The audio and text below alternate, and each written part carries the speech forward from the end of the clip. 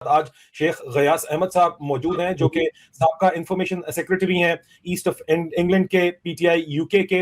अजीज़ान, इससे पहले कि हम शेख गयास अहमद साहब के पास जाएं, मैं आपके सामने मुद्दा रखना चाहता हूं और इसके ऊपर मैं मुसलसल रिपोर्टिंग भी कर रहा हूं और उसकी कीमत भी अदा कर रहा हूं। जाहिर बात है कि आप जिस वक्त फौज की अंदर से खबरें निकाल के उसको रिपोर्ट करते हैं और उसके अंदर मिली भगत आपको नजर आती है पीटीआई के अंदर से, तो पीटीआई में बहुत से दिल टूटते हैं और वो दिल जब टूटते हैं तो बाज लोग जो है वो तो खैर खामोश हो जाते हैं, लेकिन ज्यादातर लोग गालियां भी निकालते हैं। लेकिन उस गालियां सुन के भी हम हक और सच की आवाज तो हमें बुलंद करनी है।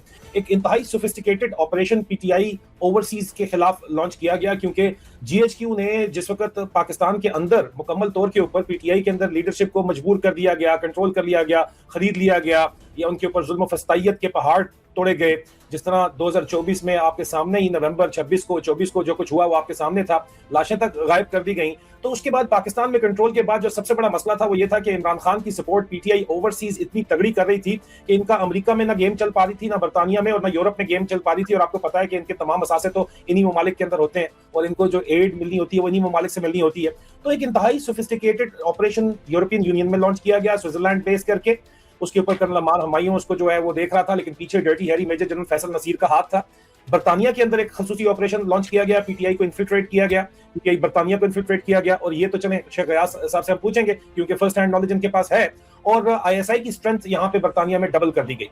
लेकिन सबसे अहम ऑपरेशन, क्योंकि इस वक्त रोमन एम्पायर का हेडक्वार्टर जो है वाशिंगटन डीसी है, तो सबसे ज्यादा इंपॉर्टेंट ऑपरेशन वाशिंगटन डीसी में लॉन्च किया गया, जहां पे जिसको स्पेयर हेड वहां पे जो आईएसआई के डायरेक्टर हैं, अंडरकवर लिएजन ऑफिसर हैं अतीक रहमान साहब, उन्होंने तो किया। लेकिन बराह रास्त Dirty Harry major general Faisal Naseer ने इसका बेड़ा उठाया और वहां जाके पीटीआई लीडरशिप से मुलाकात की। आतिफ खान साहब के साथ मुलाकातें हुई जिन्होंने इस नीयत से शायद मुलाकात की कि इमरान खान को आजाद करा दिया जाएगा। आतिफ खान साहब का क्लोज एसोसिएशन जो है वो सज्जाद बरकी साहब हमारे दिल के बहुत करीब हैं, अजीज हैं, उनसे भी मुलाकात की और शेख गयास अहमद साहब ने उनसे बहुत से सवाल उठाए।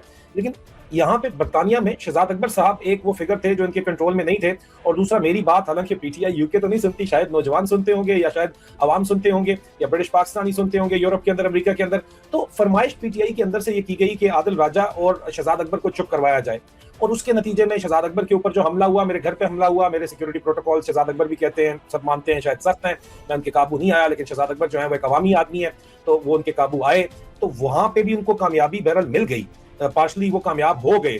लेकिन इफेक्टिवली अमेरिका के अंदर अगर आसिम मुनीर के खिलाफ एहतजाज है तो उसको रोकने के लिए, और इमरान खान के इल्म में ये बातें हैं, मैं आपको लेटेस्ट इंफॉर्मेशन बता रहा हूं, लेकिन फिर भी उसके बावजूद पीटीआई के अंदर से डर्टी हैरी और आईएसआई का ऑपरेशन बड़ी हद तक कामयाब हुआ। ट्रांसनेशनल रिप्रेशन के जरिए, खरीदने पैसे लगाने के जरिए, पाकिस्तान लोगों को प्रोटोकॉल देने के जरिए, पाक पैक एक जमाने में बहुत ज्यादा